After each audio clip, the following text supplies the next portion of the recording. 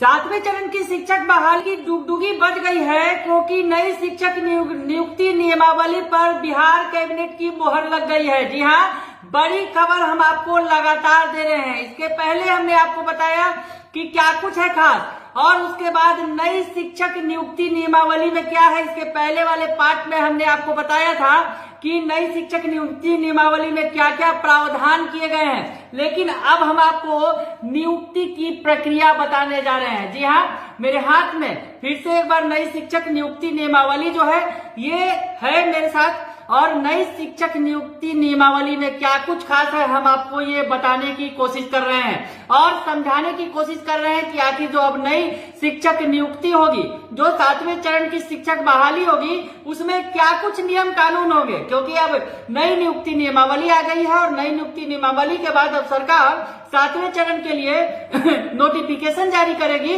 और उसके बाद सातवें चरण की बहाली की प्रक्रिया की शुरुआत हो जाएगी। तो ऐसे में नई शिक्षक नियुक्ति नियमावली जो हम आपको बार बार बता रहे हैं और दिखा भी रहे हैं कि किस तरह से ये मेरे हाथ में है, और इस नई शिक्षक नियुक्ति नियमावली में क्या कुछ है ये हम आपको बताने की कोशिश कर रहे हैं। कशिश न्यूज लगातार बता रहा है, वैसे भी हम आपको बता दें कि जिस तरह से लगातार हम आपकी खबरें चलाते रहे हैं प्रमुखता से, और अब हम आपको बताएंगे सातवें चरण की शिक्षक बहाली में क्या कुछ खास है, कैसे नियुक्ति होगी।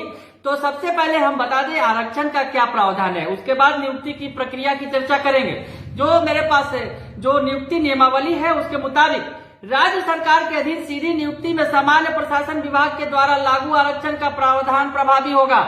सुन लीजिए ध्यान से, राज्य सरकार के अधीन सीधी नियुक्ति में सामान्य प्रशासन विभाग के द्वारा लागू आरक्षण का प्रावधान प्रभावी होगा, परंतु प्राथमिक एवं मध्य विद्यालय के मूल कोटि एवं स्नातक कोटि के विद्यालय अध्यापक के पद पर प्रत्येक विषय में न्यूनतम 50% महिला अभ्यर्थियों की नियुक्ति की जाएगी। यानी ये जो नई नियुक्ति नियमावली है उसमें महिलाओं की बल्ले बल्ले होगी। खासकर प्राथमिक और मध्य विद्यालय में जो नियुक्तियां की जाएंगी उसमें 50% सीधा आरक्षण महिलाओं को दिया जाएगा।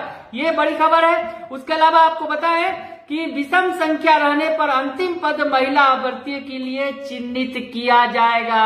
यानी 50% जो पद है वो महिला अभ्यर्थियों के लिए आरक्षित होंगे। अगर विषम संख्या होगी यानी एक संख्या ज्यादा होगी तो वो भी महिला अभ्यर्थी के जिम्मे ही आएगी। आगे बढ़े, आरक्षण के बाद आपको नियुक्ति की प्रक्रिया भी बताएंगे।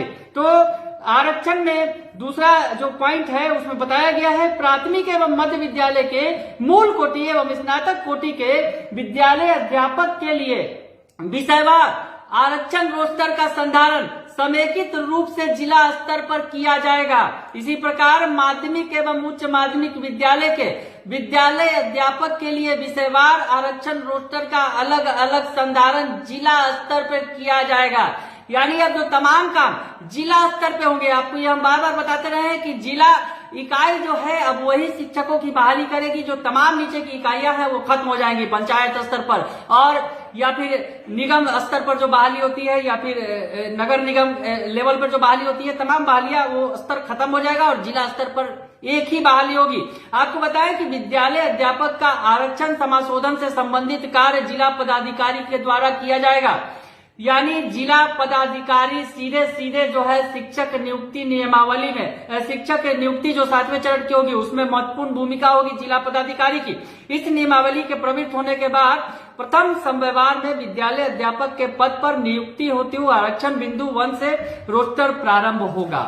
तो ये आरक्षण के कुछ बिंदु थे जो हमने आपको बताए, जो नई नियुक्ति नियमावली में बताए गए हैं। सातवें चरण की शिक्षक बहाली के पहले जो नई नियुक्ति नियमावली आई है उसमें क्या कुछ होगा।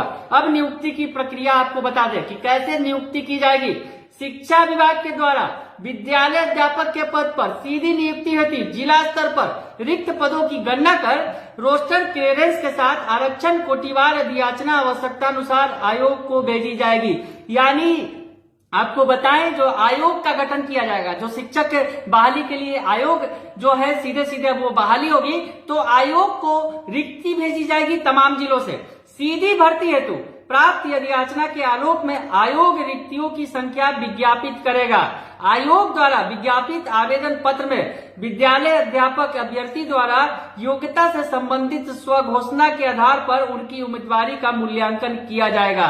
तो ये जो तमाम बातें हम आपको बता रहे हैं कि क्या कुछ होने वाला है, ये हमारे हाथ में जो शिक्षक नियुक्ति नियमावली है जिसका बेसब्री से इंतजार किया जा रहा था शिक्षक अभ्यर्थियों के द्वारा, सीटेट बीटेट टेस्टेड के अभ्यर्थियों के द्वारा, वो हम आपको बता रहे हैं। बताएं आगे कि परीक्षा हेतु पाठ्यक्रम का निर्धारण आयोग द्वारा प्रशासनिक विभाग के परामर्श से किया जाएगा। निर्धारित पाठ्यक्रम के आलोक में परीक्षा का आयोजन, प्रश्न पत्रों का निर्धारण, उत्तर पुस्तिकाओं का मूल्यांकन तथा परीक्षा फल का प्रकाशन आयोग के द्वारा किया जाएगा। परीक्षा के पैटर्न का निर्धारण आयोग के द्वारा किया जाएगा, जिसमें आवश्यकता अनुसार विभाग से परामर्श लिया जा सकेगा। उक्त परीक्षा में 3 अर्हतांक नियत करने का विवेकाधिकार आयोग को होगा। कोई अभ्यर्थी इस नियमावली के अंतर्गत अधिकतम 3 बार परीक्षा में भाग ले सकेगा। आयोग द्वारा संचालित उक्त परीक्षा के आधार पर की गई अनुशंसा के आलोक में नियुक्ति की जाएगी। आयोग द्वारा की गई अनुशंसा नियुक्ति का अधिकार तब तक नहीं प्रदान करेगी जब तक कि यथा आवश्यक प्रमाण पत्रों की जांच उपरांत प्रशासनिक विभाग संतुष्ट न हो जाए कि अभ्यर्थी विद्यालय अध्यापक के पद पर नियुक्ति के लिए सभी दृष्टियों से उपयुक्त है। तो ये हम आपको बता रहे हैं कि नियुक्ति की प्रक्रिया क्या है। तो नियुक्ति की जो प्रक्रिया है उसके बाद जो पंचायती राज संस्था एवं नगर निकाय संस्था अंतर्गत नियुक्त एवं कार्यरत शिक्षक इस संदर्भ में नियुक्ति के नियम 7 में अंकित नियुक्ति की प्रक्रिया में भाग लेने के लिए पात्र होंगे।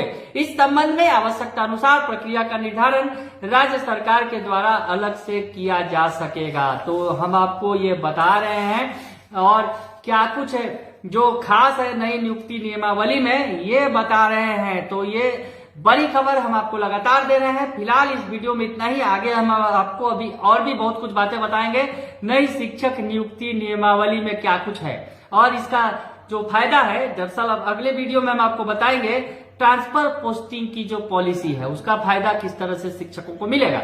बने रहिए कशिश न्यूज के साथ, तमाम खबरों से आपको अपडेट रखेंगे। फिलहाल के लिए इतना ही, धन्यवाद।